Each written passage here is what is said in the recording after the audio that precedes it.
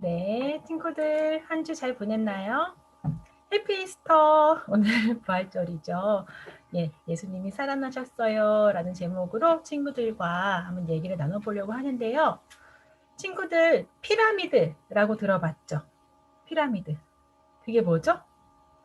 사막에 있고 엄청 크고 이렇게 삼각형으로 돼 있죠?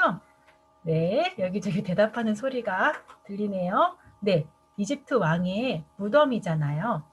근데 무덤인 건 알겠는데 왜 그렇게 커요? 진짜 크죠.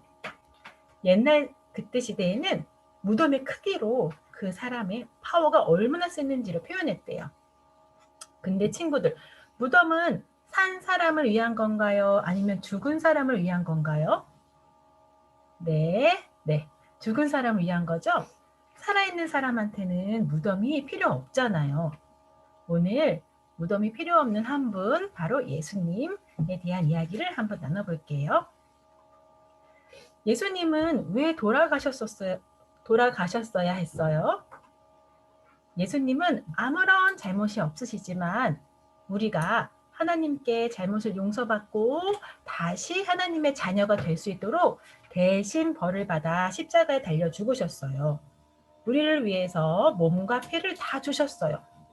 그런데 사람들은 그것을 알지 못했어요.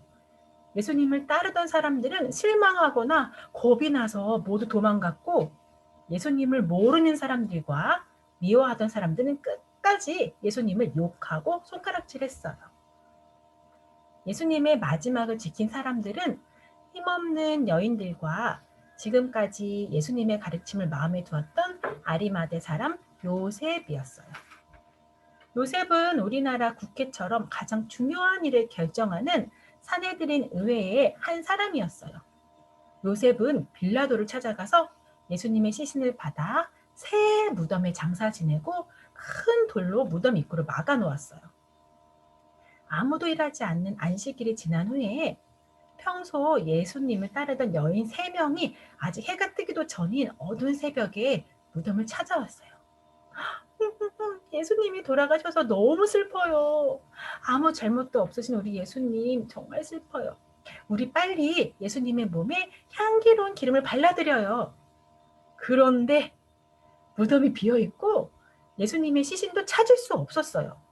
너희들은 깜짝 놀랐어요. 누가 우리 예수님의 시신을 가져가기라도 한 걸까요? 그때 사람 손으로는 도저히 하얗게 할 수 없을 정도의 흰 옷을 입은 2사람이 보였어요. 여인들은 무서워서 얼굴을 땅 아래로 숙였어요. 2사람이 말했어요. 왜 살아계신 분을 무덤에 와서 찾나요? 그 사람들은 예수님이 다시 살아나셔서 무덤에 계시지 않는 거라고 말해 주었어요. 전에 갈릴리에서 말씀해 주셨던 것처럼 예수님이 다시 살아나셨다는 거예요. 여인들은 깜짝 놀라서 그 길로 예수님의 친구들이 모여있는 곳으로 달려갔어요. 예수님이 다시 살아나셨어요. 그분의 무덤은 비어 있어요. 예수님은 온 세상 사람들의 잘못을 대신 지시고 죽으셨어요. 그리고 죽음을 이기고 다시 살아나셔서 예수님을 믿는 모든 사람에게 참된 왕이 되어주셨어요. 아까 피라미드 기억하죠, 친구들? 한 나라의 왕들도 이렇게 어마어마한 무덤을 갖지요.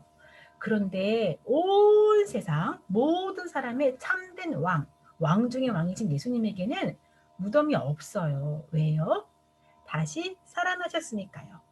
분명히 십자가에 달려 물과 피를 다 쏟고 돌아가셨지만 죽음을 이기고 다시 살아나셨기 때문이에요. 그래서 예수님의 무덤은 비어 있어요. 예수님은 그 놀라운 생명을 예수님을 믿는 우리에게도 주세요. 예수님의 죽음을 슬퍼하던 여인들이 맨 처음 예수님의 다시 살아나심을 전해주는 증인이 되었듯이 우리도 예수님의 부활 소식을 들었어요. 이제 그 생명을 우리에게도 주신다고 하셨어요. 우리도 예수님이 다시 살아나신 기쁜 소식을 사랑하는 가족과 친구들에게 전하고 함께 기뻐하는 예수비전 영화부 어린이부 친구들 되길 소망합니다.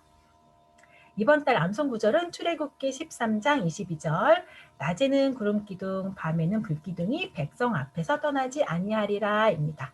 열심히 외운 친구 진짜 칭찬하고요.